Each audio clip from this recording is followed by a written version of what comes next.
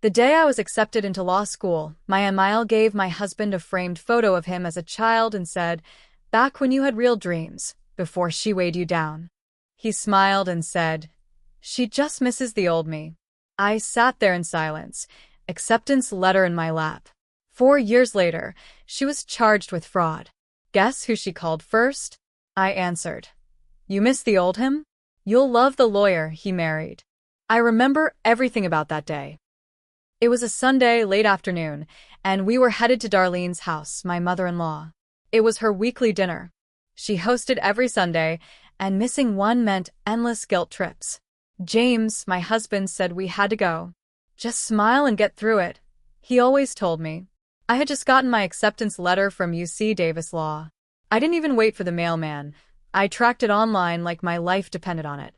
When I saw "Congratulations," I almost dropped my phone. 3 years of night classes, working full-time, all the stress and tears, it finally meant something. I told James right away. He gave me a hug and said, "I knew you could do it." But something about how he said it felt flat, like he was checking a box. I told myself I was overthinking it.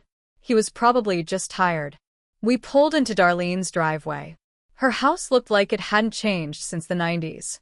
Same 10 curtains, same wreath on the door, same tight smile when she opened it.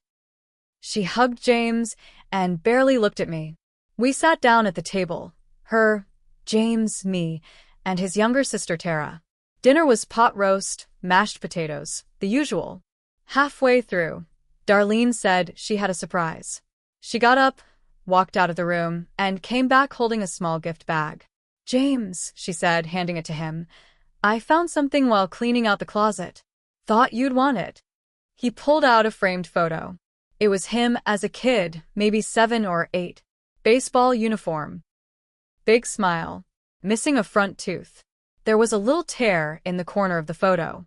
She must have kept it for years. I watched his face light up. He smiled. Then she said it.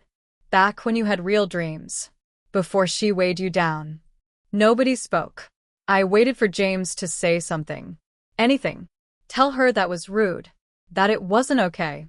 Instead, he gave this soft chuckle and said, "She just misses the old me."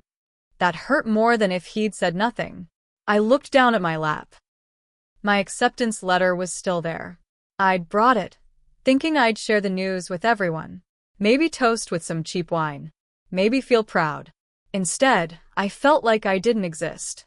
After that night, I didn't go back to Sunday dinners. I threw myself into school. Studied harder than I ever had. Barely slept some weeks. I made friends who were sharp and driven.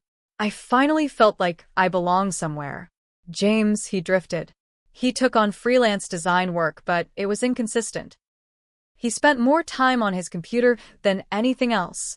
When I came home, he'd barely look up. Still, every Sunday, he drove to Darlene's. I stopped asking what they talked about.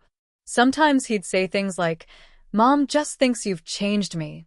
Or, "She misses when things were simpler." He never stood up for me. Not once. 3 years later, I passed the bar. On my first try. I got a job at a firm in Sacramento. Nothing fancy, but solid. I was finally making real money. Helping clients. Getting somewhere. James didn't come to my swearing in. He said he had a thing that day. I never asked what. We barely talked by then. We were 2 people living in the same apartment. I was growing and he was stuck. Then came the call. It was a Thursday. I was at my desk, mid-review on a case. My phone buzzed, unknown number. I let it ring. Then James texted, "Call me. It's about Mom." Turns out, Darlene had been working as a mobile notary. But she wasn't just stamping loan docs. She got in deep with a shady investor friend, someone already under investigation. She started notarizing forged documents, faking witness signatures, even altering deeds. She claimed she didn't know it was fraud. But the DA didn't care. The feds were involved. James was panicked. "She didn't mean to do anything wrong," he said over the phone. "She's scared." I said nothing. Just listened. A few hours later, she called me herself. "Hi, sweetheart," she said, her voice thin and shaky. "You're a lawyer now, right? I always said you were the smart one." I don't know what came over me. Maybe it was the years of passive digs. The Sunday dinners. The picture. The silence from James. I just said, "You miss the old him? You're gonna love the lawyer he married." And I hung up. That's when everything really started falling apart. The next morning, James was sitting on the couch when I came out for coffee. He didn't look up, just stared at the TV remote in his hands. "She's your mother," I said flatly. "You handle it." "She's facing serious charges," he said, like I didn't already know. "I told her you could help." I laughed once, sharp and cold. "You told her that? After all these years?" "She's still family." I turned to face him fully. "You didn't defend me when she humiliated me. You let her disrespect me for years. And now you want me to drop everything and be her lawyer?"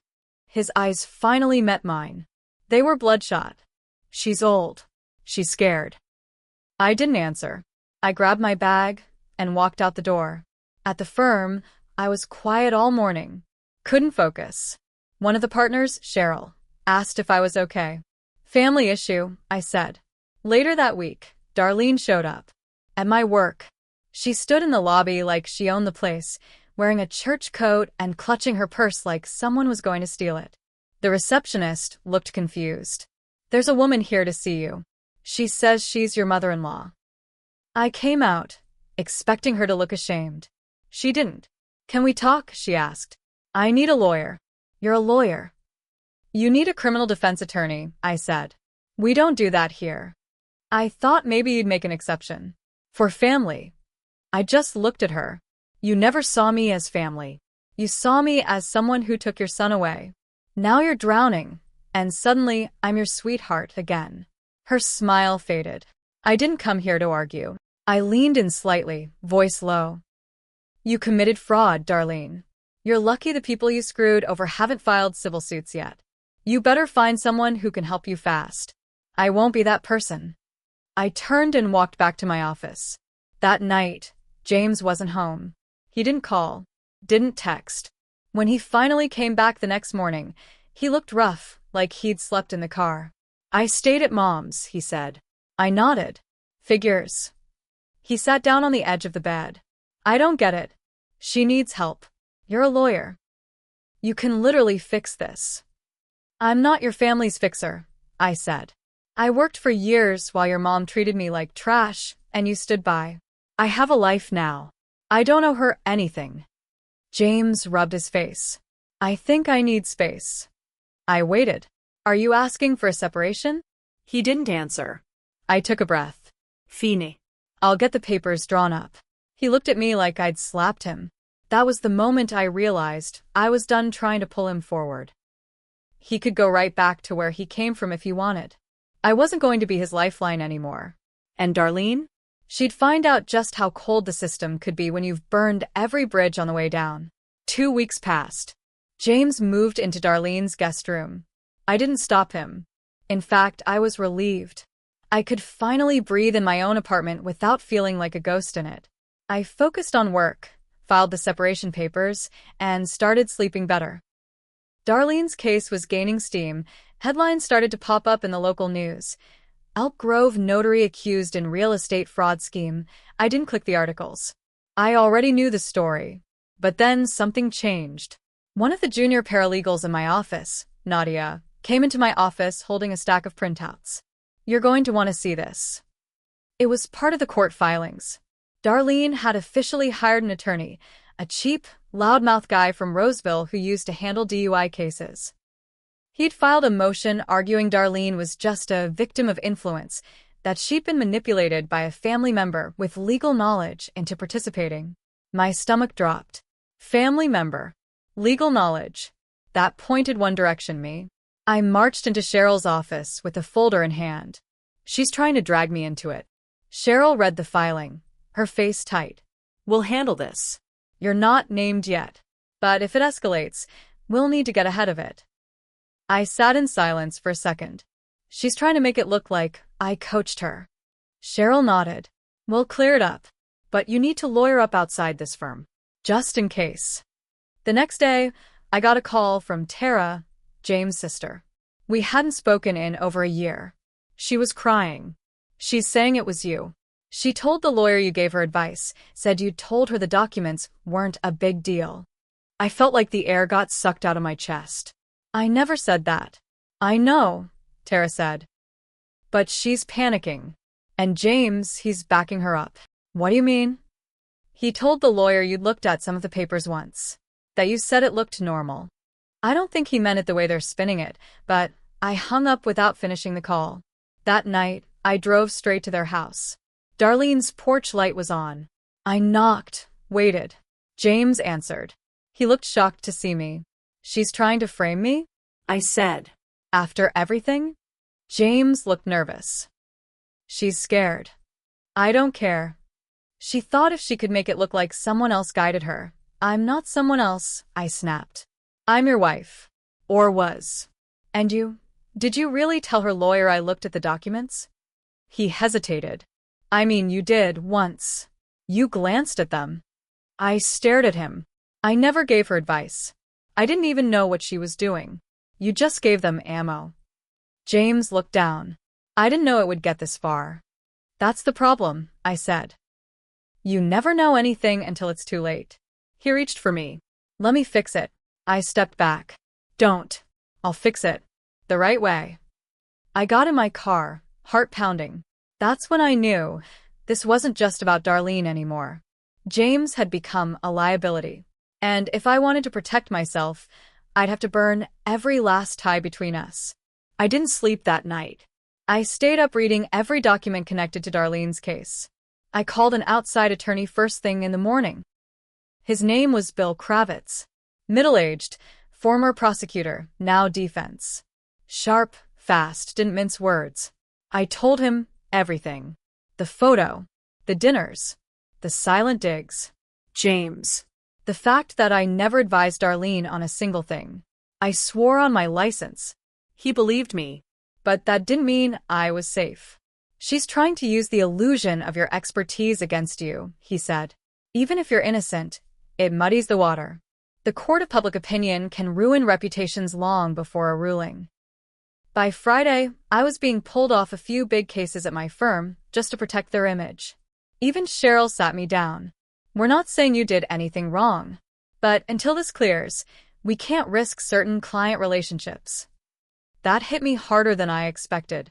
I had worked so hard to build my name.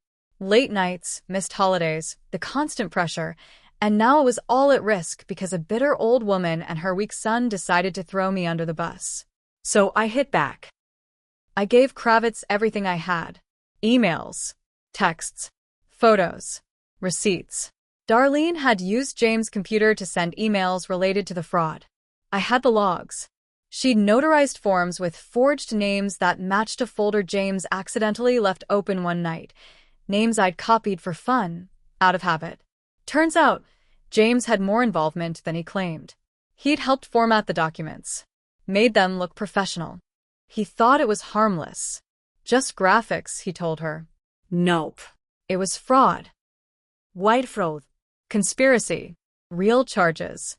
When Kravitz saw the files, he whistled. They really screwed themselves. We handed everything to the DA. Quietly. No press. No warning. The grand jury expanded its scope. Suddenly, James wasn't just the sad little boy stuck under mommy's thumb. He was listed as a co-conspirator.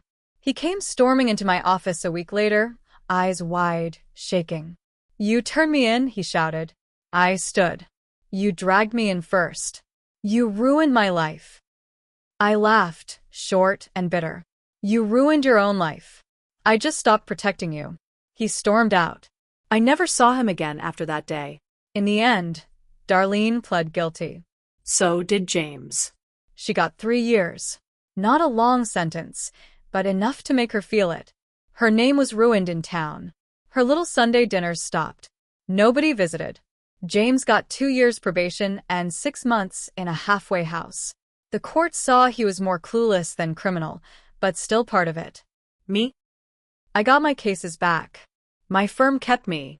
The DA even thanked me for cooperating. Said my record-keeping helped tie it all together.